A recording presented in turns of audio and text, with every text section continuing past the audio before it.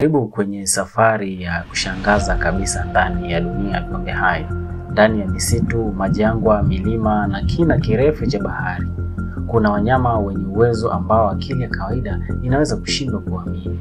Kwanza kabla sijaendelea, tafadhali naomba hakikisha umebonyeza neno subscribe chini ya video hii ili tuende sawa. Asante. Hawa si viumbe wa hadithi. Ni wanyama halisi wenye uwezo unaoonekana kama wachawi. Sayansi sio eleweka au nguvu za asili zilizofichwa. Ukweli ni kwamba dunia imejaa viumbe wengi wa ajabu wenye uwezo na nguvu zinazovunja ufahamu wa binadamu. Ukiambiwa ni uchawi unaweza kuamini. Hebu fikiria, unapotea tu bila kuonekana. Pweza ana uwezo wa kupotea, kubadili rangi, umbo na hata ngozi yake ndani ya sekunde chache tu. Ana seli zinazoitwa chromatophores zinazomwezesha kubadilisha umbo lake kuwa kama kokoto, mawe, mimea au mchanga.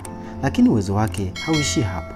Ana akili kali, anafungua vifungashio, anatoroka kwenye matanki na kurudi katika makazi yake. Anapanga njia kama jasusi wa CIA.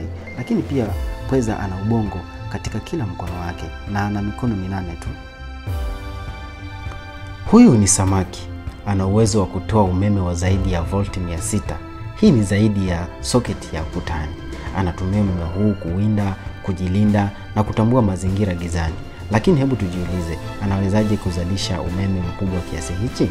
Electric Eel ana viungo maalum vya umeme vinavyochukua hadi 80% ya mwili wake. Ndani ya viungo vyake kuna maelfu ya seli zinazofahamika kama electrocytes, zilizopangwa kama betri nyingi zinazofanya kazi kwa pamoja. Namna anavyozalisha umeme: mfumo wa neva hutuma ishara, ubongo hutuma amri kupitia neva kuamsha electrocytes. Ndipo electrocytes hubadilisha mpangilio wa chaji. Kila seli hujazwa upande mmoja chaji chanya na mwingine hasi. Mtiririko wa ions za sodium na potassium husogeza kwa haraka kupitia membrane za seli. Hapo ndipo nguvu ya umeme huzalishwa. Seli zote huungana kama betri na kila electrocyte hutoa takribani volti 0.1. Hebu fikiria mtu akikata mkono halafu kamea tena. Kwa axolotl hilo ni kawaida kabisa. Mnyama huyu anayepatikana Mexico ana uwezo wa kurudisha mkono, mguu, macho hadi sehemu ya moyo, na hajali umri, anaendelea kubaki kijana milele. Wanasayansi wanamuita Peter Pan wa wanyama. Kama si uchawi, basi hii ni sayansi ya Mungu iliyofichwa. Wakati binadamu na wanyama wengine wanalia kuhusu uzee, jellyfish yeye anacheka tu. Jellyfish jamii ya Turritopsidorini ana uwezo wa kurudi katika hatua ya utoto kila anapoumizwa au kuzeeka. Yaani badala ya kufa, anarudisha muda nyuma na kuwa kama mtoto. Lakini hebu tuingie kidogo ndani ya jellyfish huyu. Nini kinamfanya aweze kurudi utotoni? Na pengine kwa nini wanyama wengine wasiweze? Jellyfish wana seli zinazobadilika. Hii inamaanisha seli za mwili wao zinaweza kurudi nyuma na kuwa seli za hatua ya ujana, kisha kujijenga upya. Kwa binadamu na wanyama wengine wenye mfumo tata wa ubongo, moyo, mapafu na mifupa, ni ngumu kurudi katika hatua ya utoto. Jellyfish hawana mfumo huu tata. Wana jini maalumu za kurejesha seli na ujana ambazo binadamu hatuna na wanyama wengine, au hazifanyi kazi kwa kiwango hichi. Binadamu ana mipaka ya mgawanyiko wa seli, yani Hayflick limit. Jellyfish hawana huo ukomo. Huyu ndiye mnyama wa milele. Hakuna uchawi mkubwa kama mchezo wa kufufuta uzee, lakini jellyfish ni kitu rahisi sana kwa. Mamba akifungua taya ni kifo kwa wengi, lakini si kwa ndege huyu anaitwa Egyptian plover.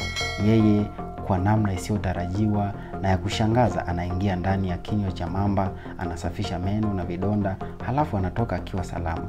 Mamba hawali, wanavumilia kama daktari wao binafsi. Ni uchawi au ni mkataba wa siri baina yao? Hatujui, lakini ninaweza kusema huu ni ushirikiano wa kijasusi porini. Ni mpole kwa macho, lakini ni mashine ya vita chini ya maji. Stingray huonekana kama karatasi laini ikiteleza juu ya mchanga, lakini chini ya mkia wake ana sindano kali yenye sumu. Sindano hiyo inaweza kuchoma adui hadi kupiga mfupa. Huishi akijificha kabisa chini ya mchanga, akiacha macho tu juu. Akishambuliwa ghafla, sindano yake hutoka kwa spidi ya kushtukiza. Sumu yake inaweza kusababisha kupooza, maumivu makali na hata kifo kwa wanyama wanaomvamia. Mwili wake mpana humpatia uwezo wa kuteleza kimya kimya, akiepuka macho ya maadui. Stingray si mgomvi wa kutafuta ugomvi, lakini akiguswa vibaya ni kombora la kimya kimya lenye sumu. Kamwe usidanganywe na umbo lake. Mantis shrimp ana ngumi kali inayopiga kwa kasi ya risasi hadi mita 23 kwa sekunde. Ngumi moja inaweza kuvunja na kupasua gamba la kaa, kung'oa konokono au kuvunja kioo cha aquarium. Makucha yake mawili yanafanya kazi kama nyundo za vita. Wanasayansi wanazika sledgehammer shrimp. Akihisi hatari, anapiga kwanza kabla adui hajamaliza kusogea. Pigo lake linaweza kutoa joto la karibu nyuzi joto 1000 kwenye sekunde ya hatari. Hii ni karibu na sawa na moto wa nyota ndogo. Na hii ni ishara tosha kwamba bahari si mahali pa wanyonge.